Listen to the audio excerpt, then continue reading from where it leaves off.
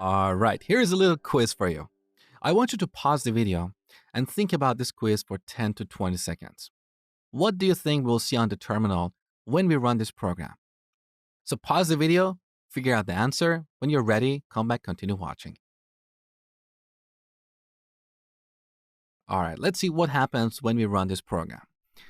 First, we get this if statement. In this case, we're comparing two different objects for equality, and these objects have different types. We have a number compared with a string. So number 10 and string 10 are not equal. That is why A will not be printed on the terminal. So the control moves to the elif part. Here we have two Boolean expressions. Here's the first one. Here's the second one.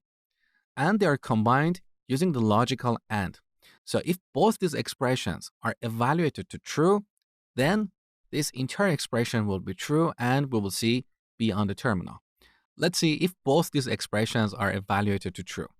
Here's the first part.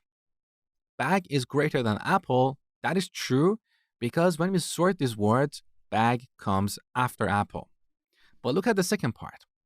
This expression is evaluated to false because bag is not greater than cat. So when we apply the logical AND between true and false, the result will be false.